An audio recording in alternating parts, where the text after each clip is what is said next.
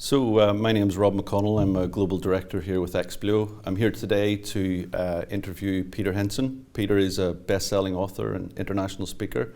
Very warm welcome, Peter, to Dublin. Happy to be here. Good to see you. So I've mentioned that you're an international speaker. You're a best-selling author of 5 books now.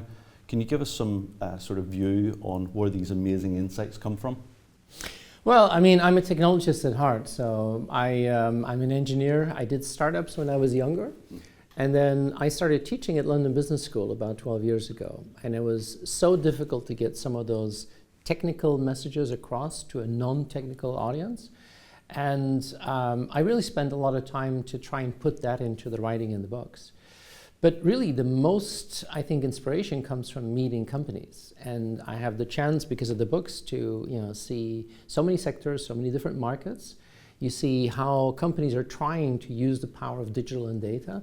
And I think that inspiration is what I really try to put in the keynotes, but also certainly in the books. Wow. And can you tell us how companies can strike a balance between effectively operating in the now and also operating in what you class as the never normal? Well, I think this, I wrote a book, The New Normal, a long time ago. And that was what happens when digital stops being special and becomes normal. I think we're now getting into this never normal world of constant change. And I think in order to really leverage that, you can see this as a nuisance, but I think to leverage that power, you need to focus on what I call the day after tomorrow. And it's really about spending time in today, tomorrow, day after tomorrow. Today is the hundreds of emails we get, it's the messages, it's the team calls. I mean, it eats up so much of your time. But the problem is that many companies are stuck in tomorrow thinking. They extrapolate their comfort zone. Budgets is a great example. And I think what companies really need to do is double down on that day after tomorrow. Those are the new ideas, new technologies. And it's really about carving out the discipline. And I think if you can do that, then I think you have a real potential to leverage what the never normal can offer. So if I'm, for example, a bank and I want to think about the day after tomorrow, is there maybe a practical example that you could give? So I'm on the board of a bank back in Belgium where I live. And when I joined the board, we had a classic board composition. We had an audit committee and a risk committee and comp and ben. And I said, we spend all of our time, or the majority of our time, looking at things that happened, or we look at risks that we were able to mitigate.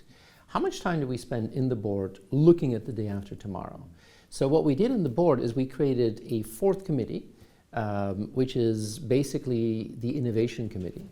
And this is where a subset of the board only looks at the day after tomorrow. It's basically 2 things. We look at everything that is non-financial risk, so business continuity, cyber, but also we look at what are the innovations that we cannot afford to miss? Where do we have to double down?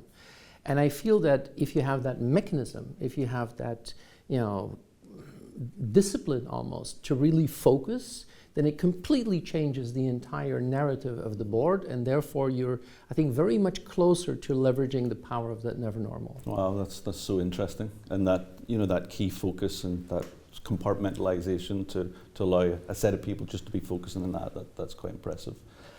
So when it comes to thinking about companies adopting new and emerging technologies, how do they balance the maintaining resilience? For example, resilience is a big subject, a big area, a big topic. It is, and I wrote a book called The Phoenix and the Unicorn, and I was getting a little tired of the unicorn stories because it's easy to talk about a company that starts from scratch and does something new. I mean, you can scale very quickly. Yeah. But I became more fascinated by what I call phoenixes, and these are companies that are capable of reinventing themselves, and that's where that balance really comes out. And of course, you have to make sure that whatever you do in transformation doesn't rock the boat. You have to figure out how to find a mechanism to make that work.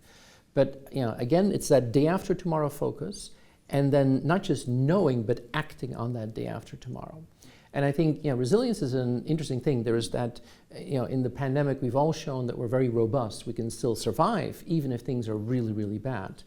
That's one thing, but that resilience is that capability of bouncing back, even bouncing forward, using the energy that happens in the never normal to really focus on that.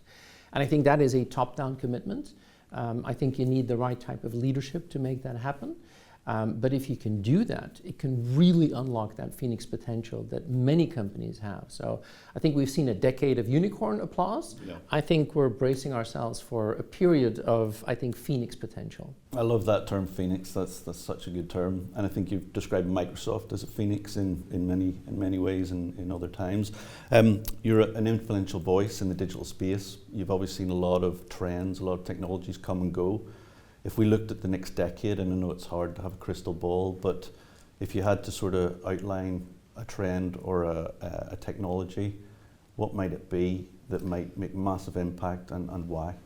Well, I think if I look back, I've been in IT now for 3 decades, so I think the advent of the web changed a lot of things. Yeah. Mobile was the second big one. Yeah. Cloud was, I think, maybe the most fundamental game changer, because some people see it as a technical element, but I think it really laid the foundation for what we're going to see next. Yeah. But once every decade you see a big one. I think what I'm seeing now is that what we're doing with unleashing that power of AI, which has been around for a really long time, but it's mainstreamed and it's gotten to be so accessible all of a sudden. And I really believe that I'm really fortunate to see that fourth big wave there. And it might be the biggest of them all. I think if I now see the excitement, but I also believe that it's going to be something that you have to organize, that you have to control. A lot of the work that has been done in companies was very much data-driven. I mean, we now have our data pretty much under control in most companies.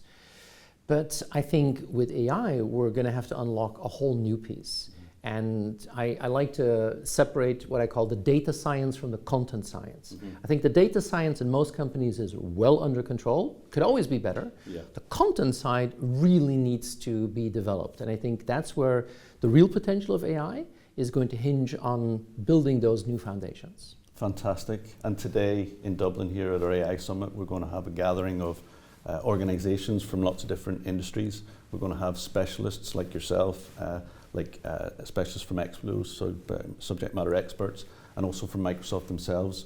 So a real great gathering to talk more about this. So thank you, Peter. We really appreciate your time. Pleasure. Thank you.